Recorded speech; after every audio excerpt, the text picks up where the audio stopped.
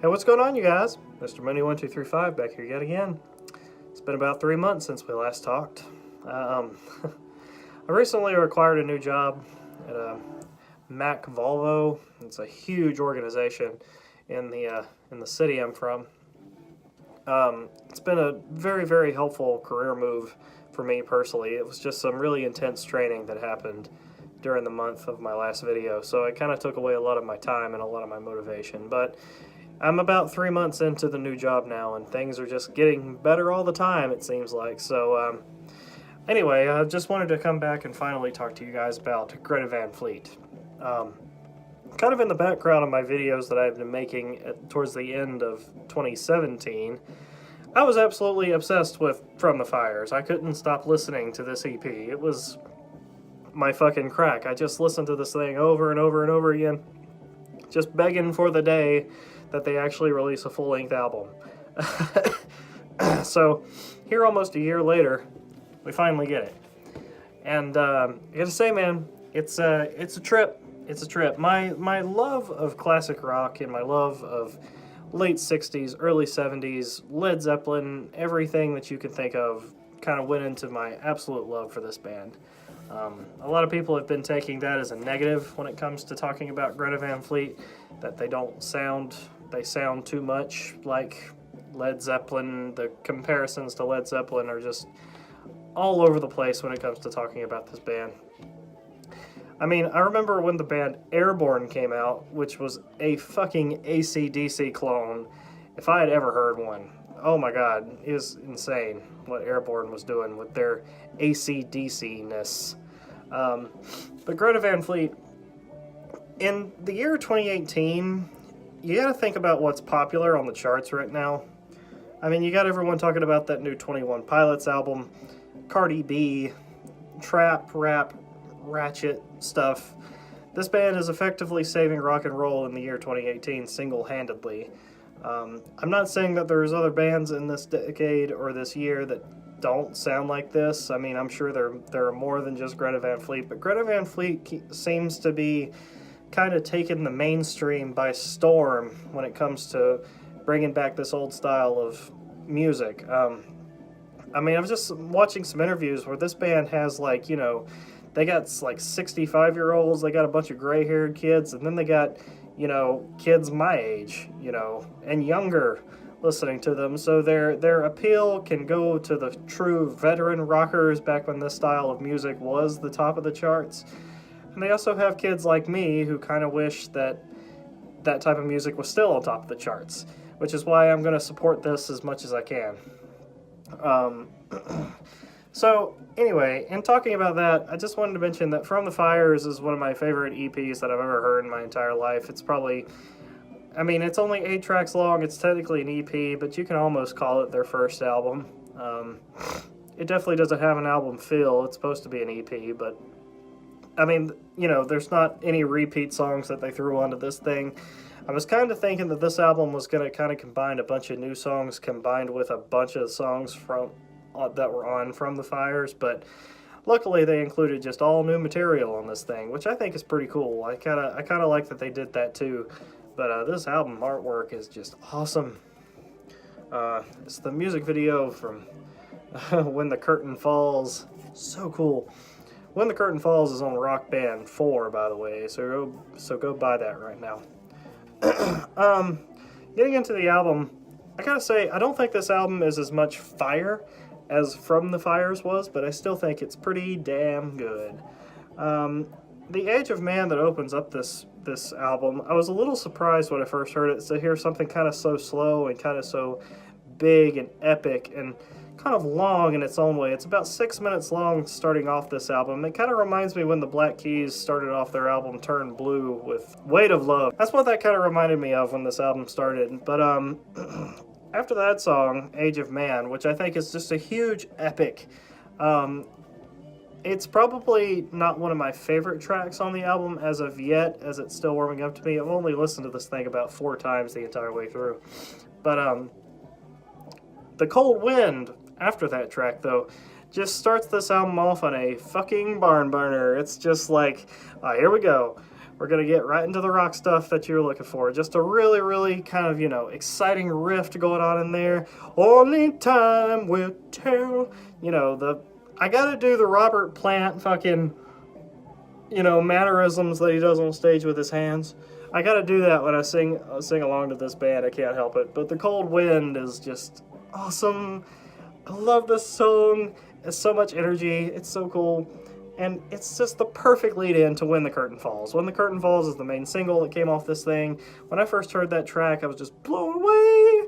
I thought it was amazing. I thought it was a great compliment to Highway Tune and Safari Song and all of the other singles that have gotten this band so much attention.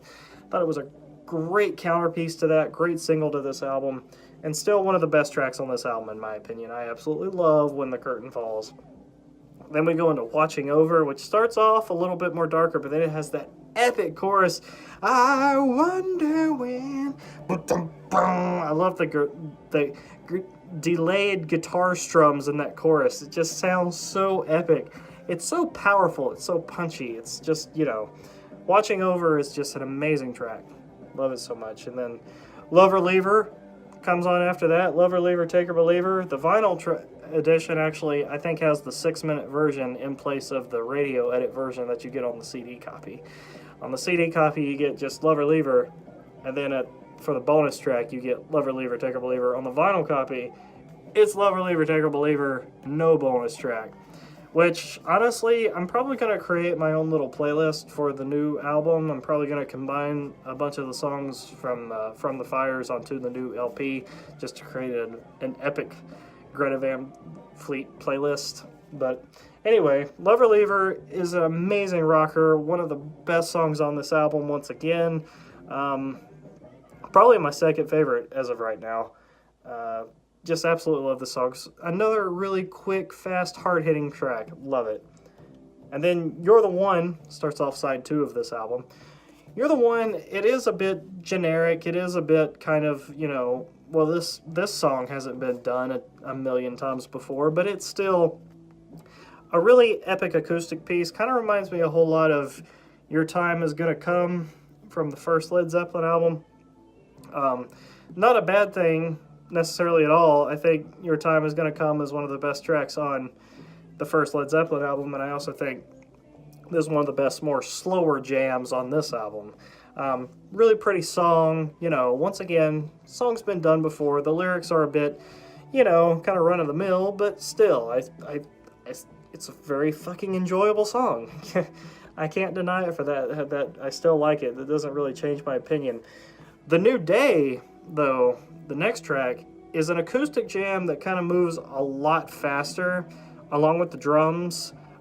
It's not so hard with the electric guitars, but the acoustic guitar is really, really prominent in The New Day, and it sounds so cool. I love how fast this track moves. It just puts a smile on my face. It's one of those melodies in this track that just seem to, you know, I don't know, it puts you in a good mood. I think The New Day does. It's a really, really epic song. Track 8, The Mountain of the Sun. This is probably my least favorite track on the album.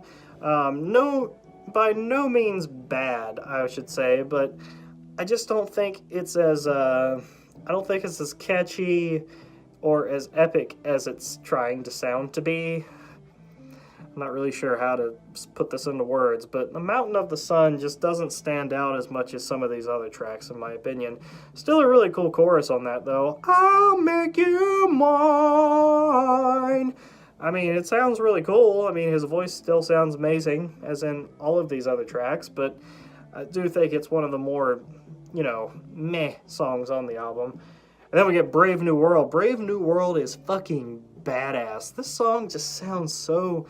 It's more of a minor tone song. The guitar tones get a lot deeper, and the chorus sounds a lot more epic. It sounds a little bit more, I don't know. It's pretty much the opposite of The New Day on this album. I'll just put it like that. Just really heavy, kind of more darker tones, kind of more of a minor chord sounding song.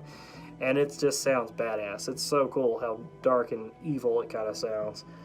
And then, ending out this track is the song Anthem, another acoustic jam, which kind of gives me chills thinking about how this song is going to sound live when you get like 50,000 people in a concert venue all singing along to the chorus near the end of this track with their lighters up in the air, or their phone flashlights, I guess I should say in this day and age. And it's, oh my god, it's going to sound so cool singing along to the band on the track Anthem, which is a great acoustic jam that's supposed to get people together, singing together. That's what the Anthem of the Peaceful Army is. Going along with what I said, that this band has a great age range of it appealing to so many people. The point of that is that the Anthem of the Peaceful Army is we are a group of people coming together to listen to some music, no matter what age we are, no matter what race we are, what gender we are all coming together for this music. And that's what Greta Van Fleet is trying to put forward with this title, and I think that's just gorgeous. It kind of reminds me of Hey Jude, almost in a way. The point of Hey Jude is to just get everyone singing together with that repeating na na na na na na. And I kind of feel the same way with the track Anthem. It's not near as long, it's not near as good as Hey Jude, but it still gives that same kind of feeling, and I can really appreciate them for that. So, I gotta say, man, I'm just so looking forward to whatever this band does in the future. I actually already have tickets to see them next May. Very, very excited to go see them live, finally. So I'm going to go play with the track listing. If you guys haven't heard of them before, or you haven't checked them out, I imagine you probably have by now. They're getting a lot of attention. It's probably just going to keep growing and growing for these guys. These guys are going to get bigger and bigger.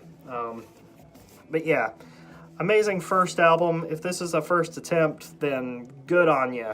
I gotta say, man, you mixed up the feels along with the hard rock jams, and great combination on this thing. So I'm not gonna sit here and compare them to Led Zeppelin constantly like everyone else does, because I personally don't feel like that's a negative. You get a lot of people that say, why do we need to listen to Greta Van Fleet when we have an entire decade of music that sounds like this?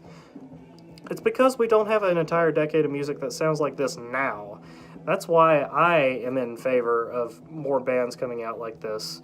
So, I don't care. I'm highly enjoying this band. I don't care what anyone has to say. They're amazing to me.